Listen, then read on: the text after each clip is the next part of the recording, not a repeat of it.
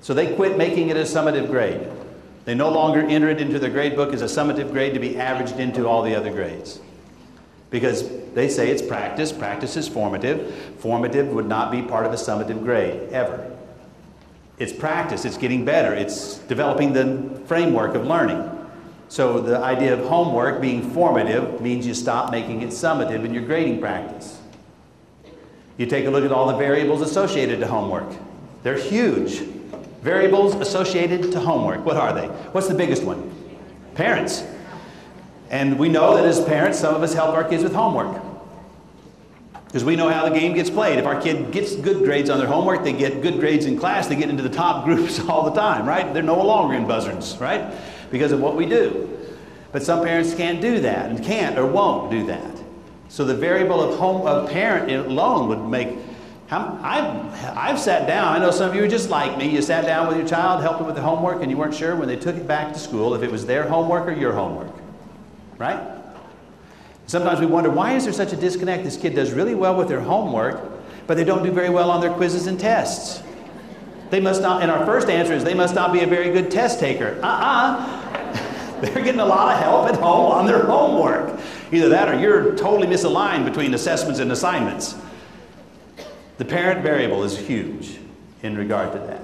Send two kids home to do the same project. I love this story when I see it. Do the same project, build the solar system. You go home, parents are there, helping you, connected to the internet. Right? They're helping you cut and paste, they're taking you to Walmart, they're buying you the kit. You don't have to search your toy box. They will, if you're lucky, they'll let you help paint the kit, otherwise they're doing it. Right? They load it on a flatbed truck, they drive it to school, it's working, and everybody goes, wow, look at that! Right? I mean, haven't you ever seen some projects you go, seriously, that kid did that? Oh, you know. There's a lot of parent involvement. But now you go home, parents not there to help you with that. They're not even interested in the solar system, right? So they don't help you with it. You got to find, if you do the project, you're going to find the toys in your toy box, try to make a solar system. You come back to school, you're going to be graded against with his, on the same rubric. That's too big of an assignment with too much heavy weight and too much reliance on home environment. So you would stop doing that also.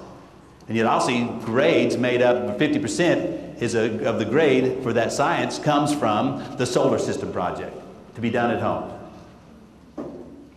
PLCs means we examine, we drill deep enough, we're willing to question our current reality. We'll say, does that make sense? Does it make sense to give a summative grade to a formative effort? Learning, practice, developing the skill? No. Grades you've got to wrestle with this. In my work, I think it's a grade for a parent's information, kid's information, and your information that ought to reflect the degree to which that student has achieved your standard that you're looking for. To what level of proficiency have they moved?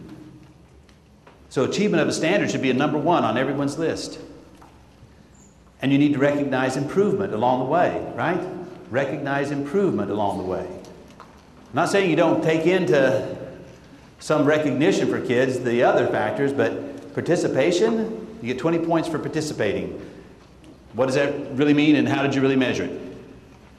I think that's pretty difficult to do. So just keep it straight. Achievement is, and then when we do that, we'll see some different things happen. Find this kid's grade. Now, this teacher took out the assignments, the homework assignments. This is all in-class events, quizzes and so forth. And the student gets a 40, and the teacher says, that's not too good, so I'm going to help you. And the student gets better, and they get a 60. And the student gets better, they get an 80. They get really good because this teacher is really good at what they do. They get a 90, they get another 90. What do we normally do with those grades? Sure, we average them. Let me give the numbers to you. And this school went with rigor this way. 93 to 100 is an A and so forth. Would you please sit at your table and decide what grade this child should get? Should be achievement of a standard, recognizing improvement. What grade would you get? Oh, here's the child. That's Madeline. That's my daughter. My youngest, sweetheart. You would love her. She's not good in math, all right, but she is good in other subjects. And in this one, she got better because she had a great teacher. What grade would you give Madeline? That last test is a comprehensive final. What grade would you give her? Meet at your table, come up with an answer, because it needs to be the same. It can't be different from 5 people sitting at a table. It needs to be the same grade. Have rationale. If we'll hold ourselves to the criterion that we would establish for grades, achievement of a standard, and recognizing that you can improve in your learning because you can learn from your mistakes and that learning is on a continuum. Look, she wasn't good at the skill at the first of the semester. She got good by the end of the semester, so she improved. If you average scores, you're not recognizing that. If you average scores, you're not recognizing the anomaly of low scores and high scores. So if we have this test at the end, and there are all kinds of assessment practices that they could do that would be unbelievable. I mean, this teacher could have had her, when she got that 40, she could have gone back, relearned, and retaken that part of the test, and she could have changed the grade from 40 to whatever she now earned, because she now is demonstrating that learning. The teacher could also have given a practice test down here, right before the final, and said, learn what you need to learn, what you already don't know, what you know and what you don't know, and now you're going to retake that part of the test. She could have brought back into each of those assessments the most important information from the previous assessment so that it wasn't about this point in time, but remembering it and keeping it in front of us throughout the semester. That's a great assessment practice. You guys all know it and probably do it already. But here's the thing. To then come down and just average those scores, is that an accurate reflection of what Madeline can now do? No, if this was writing in your class, there is no way you would have averaged her scores, right? Because her most current evidence of what she's capable of doing is B level work. You wouldn't have given her a D. How many of you would have, well, maybe. Anybody give her a D? Because that's what the numbers say? See, this is what I mean. We can let ideas swirl, or we can dig deep enough and we can ask ourselves, is that the best practice? We average grades because we choose to average grades. You can choose to look at it differently. You can look at the mode, you can look at the median, you can look at the most current evidence of what the child is currently doing, so that it's not just about numbers, it's about learning, and that's the concept of the professional model that we're looking for. Okay? Makes sense? Doesn't make sense? Would change practices, not change practices? Report back to your neighbors, all right?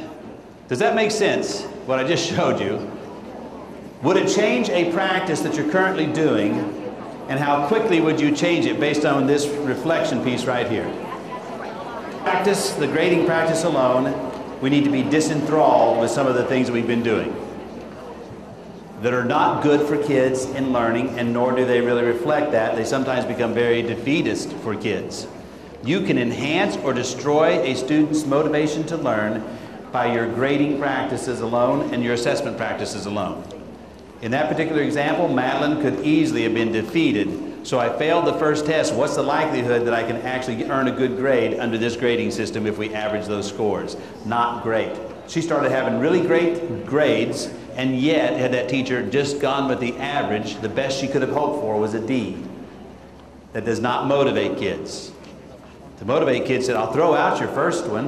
Matter of fact, on that practice test, if you understand what on that practice test before the end of the quarter test, if you understand what it was that you struggled on the first test, I'll throw that out. If it shows up on the final that you now understand it, I'll throw it out. I don't have to average it in.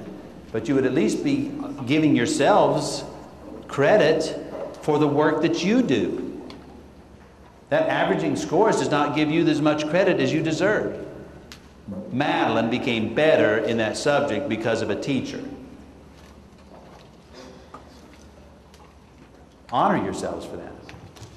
Get out of the averaging scores. But if this is a journey of a PLC that drills deep enough into its practices to say, is that really helping kids learn? Is that really the best way for us to measure learning?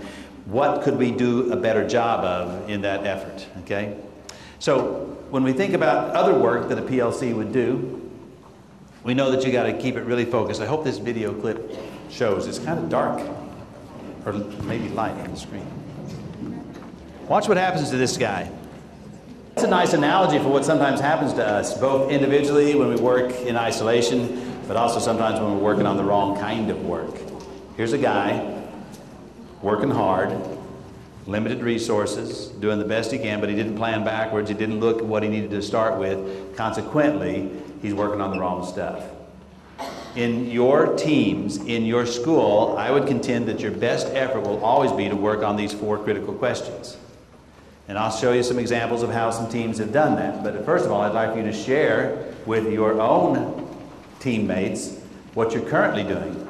I'd like you to map that out. On page 11, I think it's page 11, you have a map, a mind map for the first question, which is, what do we want students to learn? Would you please take a moment, very quick moment, and share with your colleagues what your team has done already to address that question.